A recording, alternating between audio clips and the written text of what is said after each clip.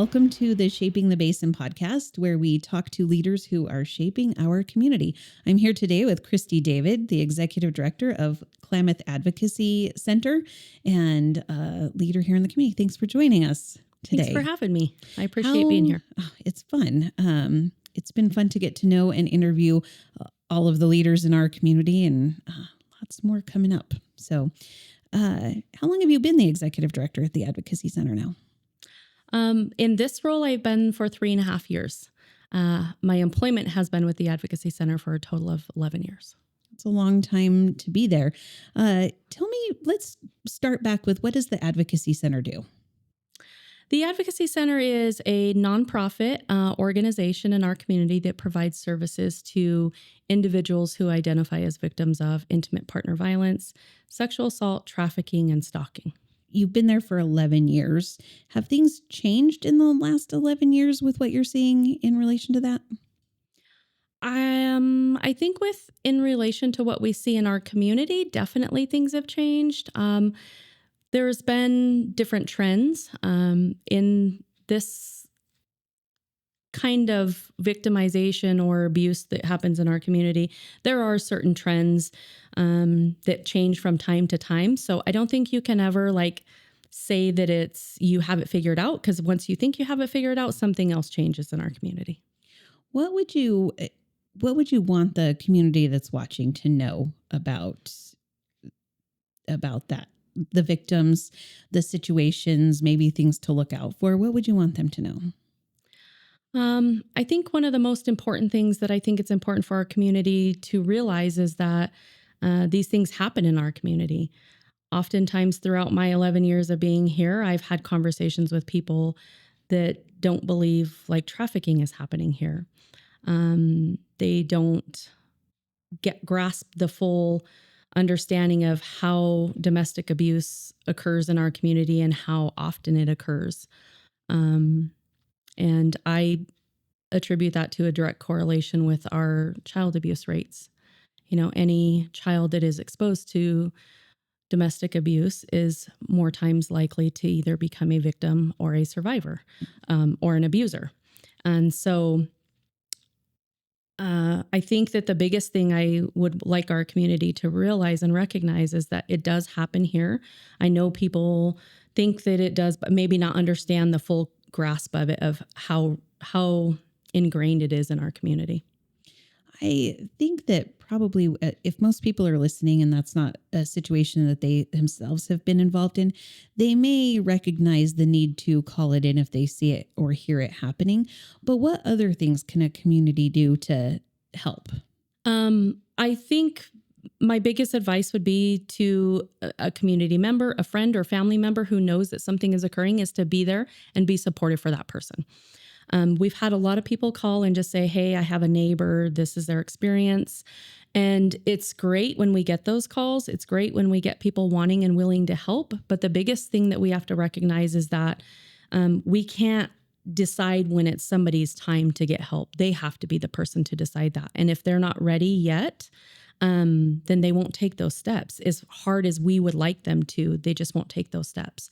So being there to support them is extremely important. The one thing we know about victims and survivors is that oftentimes they lose their support networks, from people getting burnout of trying to help them, from feeling like they're just isolated, from feeling like that the systems are failing them sometimes. And so we really have to keep their support networks in place to continue that long journey with them until they are ready to actually receive the help that our community can provide for them. Mm-hmm. When they come and they receive help, I know that's not where it ends, right? They come, they get some shelter, and they're out of the situation. What kind of help is there afterwards? What do you offer after they've gotten to a safe spot? Yeah.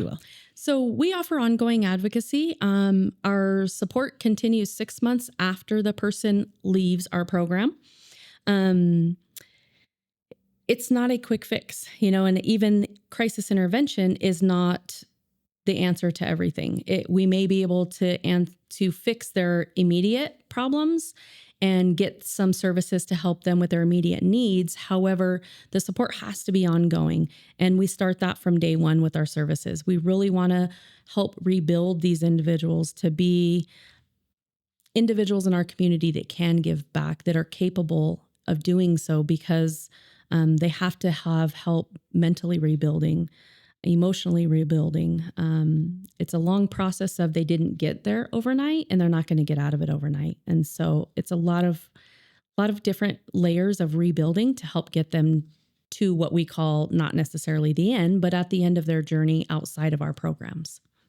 Are there any myths or misconceptions that you'd want to clear up when people are thinking about victims, or in any way? I think that sometimes there's misconceptions out there about what that looks like. There is. So a couple of them, I'm glad you bring that up, because a couple of them, one of them is actually the misconception that all victims are females. Not all victims are females. We have male victims as well. And those numbers are increasing in our community. Those numbers of people accessing resources are increasing. I don't know if it's an increased victimization with males, but it's an increased individuals seeking services. And part of that might just be people knowing that we serve males as well. I think maybe as it relates to trafficking, I know that there are a lot of people that don't understand that is happening in our community. I think there's some myths around that. I think there's things that people don't understand. What might people need to know about trafficking? Yeah, the biggest thing is that trafficking happens in our community. Absolutely. A lot of the myths here is that it's not occurring in our community, and it absolutely is. In 2024, we served a total of 22 trafficking victims, and that number may seem small, but we're also a small rural community, and we know that the numbers of people that we serve is just a very small number that is just barely scratching the surface. There's much more happening beyond the surface. Trafficking in our community looks different than it does in some of the urban areas or some of the larger cities. Rural areas look different in different ways, and different communities have different trends. And one of the biggest things that we see in Klamath County is a process called boyfriending. And boyfriending, what it is that it is an individual who is bringing oftentimes a younger female into their circle, somebody who may not have a support system or may not have maybe a very vulnerable person, and bringing them into their circle, introducing them to drugs and alcohol is usually one of the first steps, befriending them, making them feel really special, introducing them to a male who presents themselves as a boyfriend. And this boyfriend will take as long or as short a time as it needs to groom this person. It can take weeks, it can take hours, it can take months. But eventually what occurs is that the victim is so in love with this boyfriend that they're willing to do things that they normally wouldn't find themselves doing or wanting to do. And it sometimes starts out with doing sexual favors with his friends and introducing them to the trafficking world that way. And then it grows and grows and grows and grows from there. And so that is our number one recruiting tactic that we see in Klamath County. We also see a lot of it happening to locals by locals. So the other thing, in some counties, you see people that are trafficking people and take them to other counties. Not to say that that doesn't happen, because we have worked with a handful of survivors that were from Klamath County that were taken to either Reading or Medford, placed at a hotel, and forced to work. But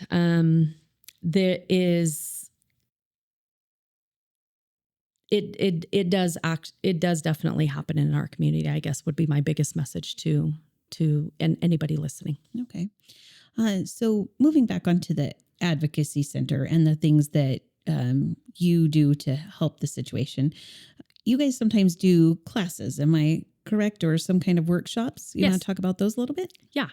So we do a variety of training sessions or workshops, classes, presentations, and support groups. Support groups are offered to individuals who are survivors or want to participate or learn more about healthy relationship dynamics. We have a variety of classes that we have 2 staff that facilitate those. And then we also offer free to our community any training session presentation if it's 2 people or 200 people. We offer these free to our community to learn about the topics that's happening in our county around domestic abuse, sexual assault, trafficking, any or all of the topics that anybody wants to cover, we will cover. Okay. Who who's making the difference at Klamath Advocacy? You have volunteers, I'm assuming a board, staff. Tell me about what that's like. Yeah, Who do you work with? we have an amazing board. We have a very supportive board that is active. They help guide us where we're going in the future. What is our vision? Where do we want to go? They support the work that we do thoroughly. We have a lot of volunteers that'll pop in and help out with a variety of projects. They're always our saviors that help with certain things that we don't have the capacity to do. Volunteerism with us is a little different from a lot of organizations because, of course, it can be tricky or touchy when we have volunteers working directly with clients. We never want to have somebody cause unintentional harm to somebody just by using wrong verbiage or anything of that nature. So the projects that we have volunteers do is typically things that we don't have the time to do ourselves. Some gardening, some yard pickup, remodeling a room, or teaching a cooking class with somebody, having an art class for those in shelter, things of that nature, just adding some fun components to our shelter and our services for our clients. And then our team, really, we have I have a rock solid team. This work could not be done without our team. We have an amazing team that is dedicated and committed to this work, to the point that sometimes I have to remind them that they need to have a work-life balance. That actually was going to be my next question. I mean, as a leader, and you've got all these people that are assisting you over there in a environment that's probably stressful, and they see some things. How do you pay attention to your staff's mental health and make sure they're following that work-life balance? What do you do as a leader? We have a great work culture inside our office. We revisit this every year. We have annual conversations. Our team talks openly and honestly about what is going well, what isn't going well, what do we need to change, not only in our services, but internally with our processes and with our communication with each other. And that includes being able to have the open, honest conversation of, if I'm coming in today and my team recognizes that I've had a long week and I'm short and snappy, and it's okay for us to talk to each other very openly and say, hey, maybe you need to go home for the rest of the day. We created that environment where we can help keep each other in check and take care of each other. Self-care is extremely important in this field because burnout happens about average every 3 years. And I'm happy to say that most of my team has all been there well beyond the 3 years. So you've done a really good job creating that culture and doing that. Do you have tips about creating culture for other organizations that might need to do that? I hear a struggle from a lot of business owners where they're like, I just can't. Yeah. They struggle. I think our trick to it is continuing to have regular conversations and addressing the things that need to be addressed when it's time. I mentioned that we have annual meetings, which we do. But if something comes up in 3 months that we need to slow down and talk about and look at, then we take the time to slow down and do that. I think that that's extremely important, is open communication and honest communication, and set some ground rules that you're not going to be offended by somebody being honest with you. That's an important one. That yes, being open and honest. That's a great one. Thinking about like our audience here watching this today tends to be a lot of business leaders. We have a lot of nonprofits that are listening, just people in general. What could the rest of the community do to help your efforts? I know we talked a little bit about collaboration. What does that look like working with the Advocacy Center? What do you think that looks like? Yeah, collaboration is key. I recognize that we can't do it all. We're one agency. And I think other agencies, other organizations, other leaders have been extremely important in being spokes in this wheel to helping the families that we're helping. Like I said, we can't do it all. And so my thing is know what we're good at and know what we're not good at. And so those things that we don't typically tend to do on a daily basis or that are not in our lane, we find those resources and we find those partners, and we have strong community partnerships, and we rely on those partners to be able to provide those pieces. It helps when we all can come together and help out an individual or a family, and it takes off a lot of the weight of just one organization. Said I'm all about it. Yeah, I'm all about it. Said I'm all about it. Yeah, yeah, yeah, yeah, yeah, yeah. Said I'm all about it. Yeah, I'm all about it. Said I'm all about it. Yeah, yeah, yeah, yeah, yeah, yeah, yeah.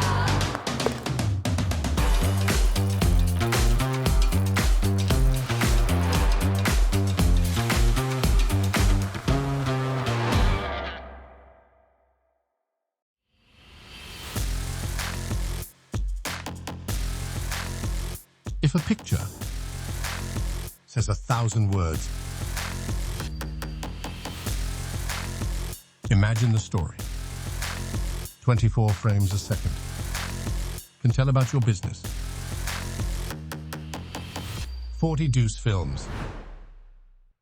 Has it been hard to build collaboration at all with any specific? I'm not asking you to name any specific organizations, but sometimes I hear this in our community where we can be siloed, right? Mm-hmm. And then we end up with some organizations that are doing the same thing. I'll hear somebody say, "Oh, I'm going to do that," and I'm like, "Do you realize so and so is doing that?"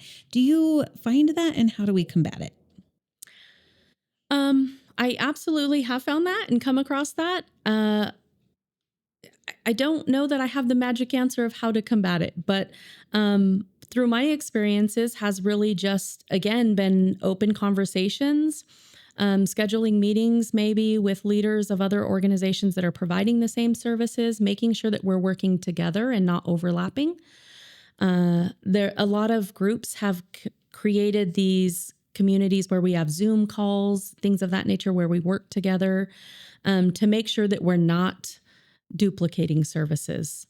It's great to have more than one organization provide the same type of service. That way people feel like they have different resources available to them.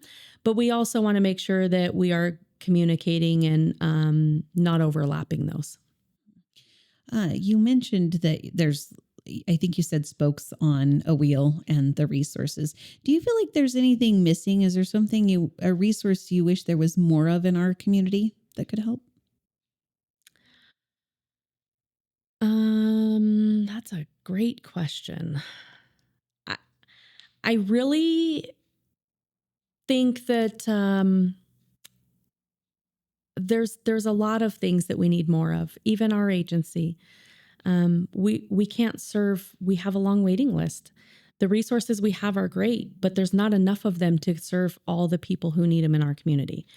Where I see the greatest need, I think, is mental health services. And I know that we've come a long way, and the services that are available are great. They're doing amazing things.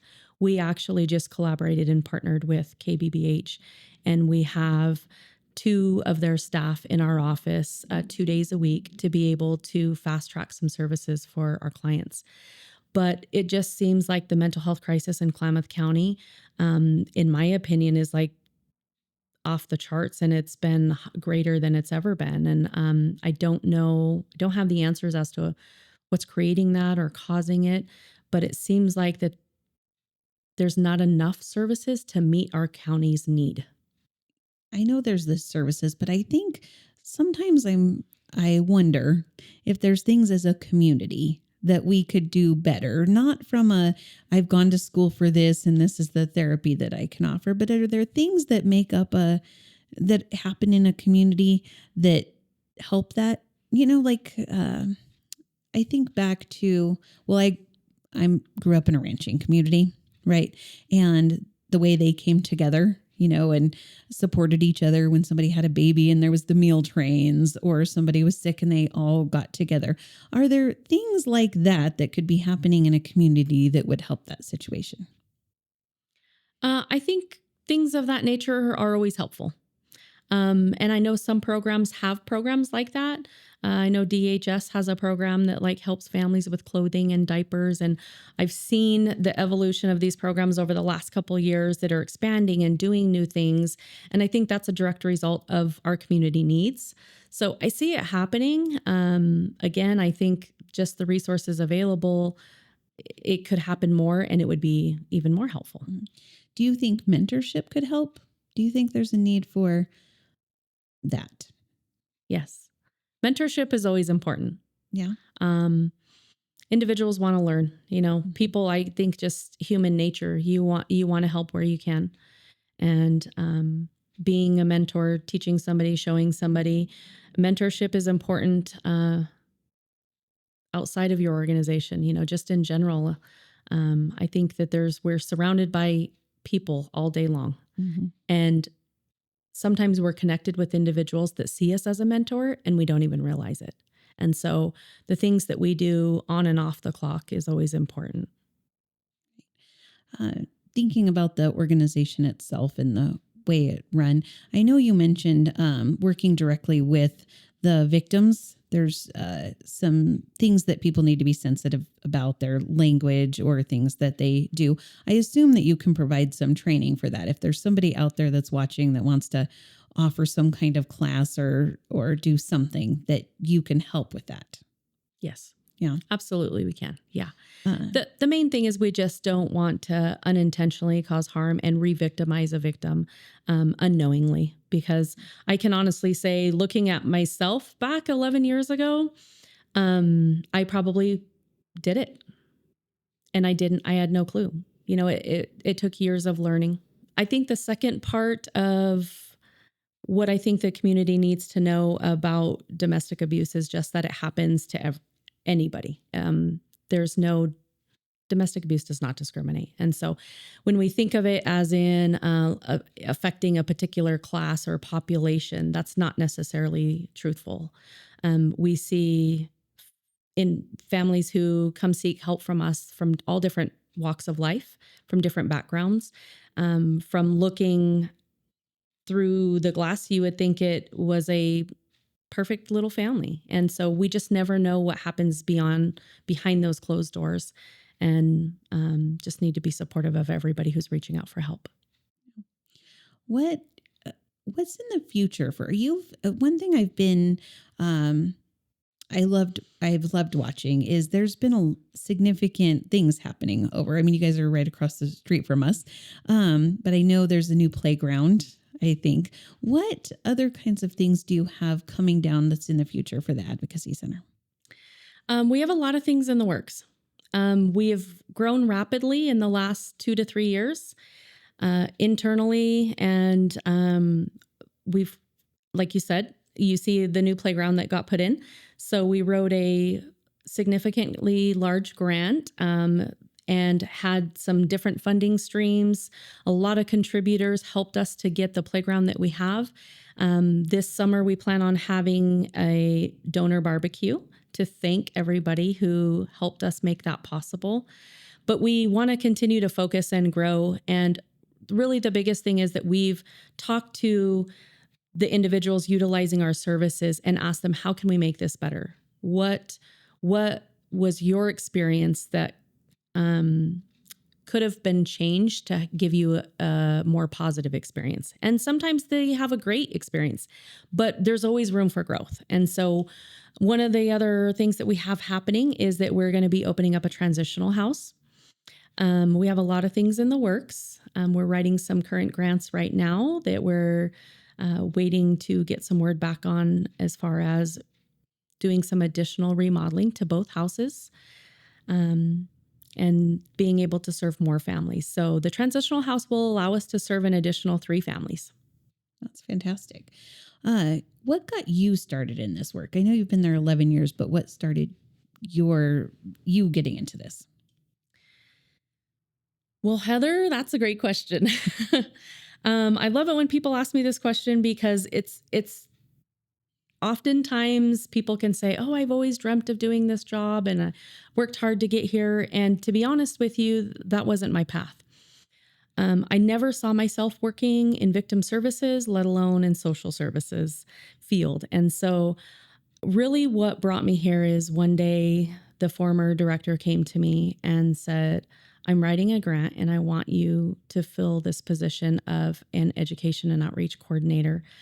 And in my conversation with her of learning more about what that role was, I was really confused as to why she was asking me to do this because my professional experience didn't come from this background. My history wasn't in this field, and I wasn't sure why I was kind of hand selected for that job and where I would fit into that role. And so really, we had some deep conversations, and I ended up accepting the position. And I shortly after came to learn that really a lot of my own personal life experiences helped me with that role. And I saw finally what she was seeing that I didn't see in myself. And so, one, I didn't see myself in this industry or in this field, and it's been quite a journey. I do definitely feel like personal experience has helped me get to where I am today. And I'm still there 11 years later, more invested in the job and more passionate about the work than what I've ever been. Thinking about the executive director role, I mean, it is much different. I can speak from experience to go from doing the education outreach piece that you did. For me, it was marketing and membership. What's different about being the executive director in that role? Everything. Everything is different. It was a learning curve. I lacked confidence in myself in doing this role.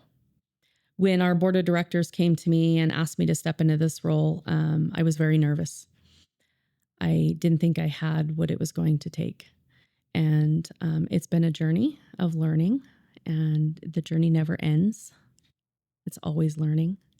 It's always growing internally, mentally, emotionally, knowledge, and learning how to be coming from part of our team to being the leader of our team. It's been an honor. And it's been rewarding. It's been extremely rewarding. But the role is completely different. The role of doing the work of making sure the grant funding is there to keep our operation open and making sure that we build an environment where our team is comfortable and safe and wants to continue to work there. And also build the environment where our survivors feel safe coming and asking for that help. The director role has been day and night difference from being in an advocate role. Do you ever struggle with staying connected to the mission when you're focused so much on the pieces? Is that?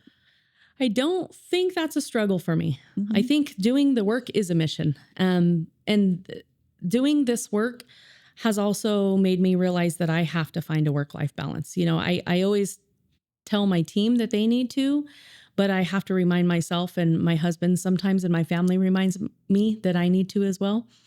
This kind of work is not work that you turn off at 5 o'clock. It's not something you can just close the book on and go home when you have a family or an individual in your mind that you're stressing and worrying, are they going to be safe? You've hit a lot on work-life balance. Do you have any tips that you could tell people? How do people find it, and how to, what do you do? I still struggle to find it myself sometimes. You have to force yourself. I think getting reconnected with the things that fill your cup up and having support at home is extremely important. Support that reminds you that you need to have that balance has been helpful for me. I know not everybody has somebody at home to give them that reminder, but I think setting a schedule has been important. So once a month, do something for yourself or take that day off. Go sit by the water. Do what it is that fills your cup up. So what fills your cup up? What fills Christy's cup up? My family. Spending time with my family, my grandbabies, spending time with my grandbabies. We love traveling. We love being involved with our tribal community and our cultural practices. And so that is what really gives me and my mind just a mental break and helps fill me back up. What role does that tribal connection or your cultural connection? What role do you think that plays in? Well, we were talking about mental health and healthy individuals. Any connection is, for me, it's the core of it. It's the core of being healthy and my well-being, my mental health, my spiritual health, my physical health. I can't be healthy without it. I have 3 rapid fire questions to wrap up. I appreciate your time. But if I handed you $250,000 and you had to use it by the end of the day to make a difference in our community, what would you do with it?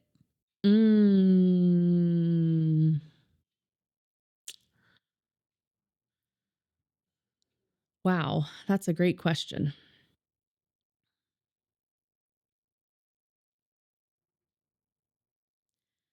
Um, because I think the population we serve are community members. I mean, I'd love to share with all the community, but as an organizational director, I think I'm going to be a little greedy and use it for my client services for the families we serve. I think that's appropriate. It is extremely, the grant funding comes and goes. It's difficult to have, and we're always in need. So there's a lot of families that are needing help just getting back on their feet and helping build that foundation that are in desperate need right now. And there's a lot of programs that help, but there's just not enough to meet the need. Mm-hmm. That seems appropriate in this instance. If you were to describe your leadership style as a TV or movie character, who would it be?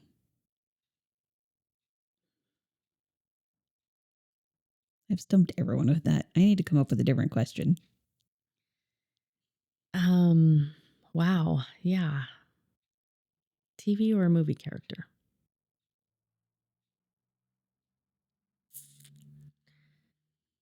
I'm not quite sure.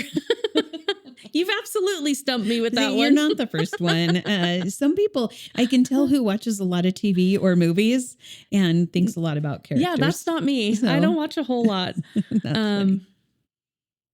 I honestly, off the top of my head, I'm sorry, I can't give you a good answer. Okay. I might bring somebody up that I don't even know who it is. That's all right. Who's been your role model? I've had several role models throughout my life.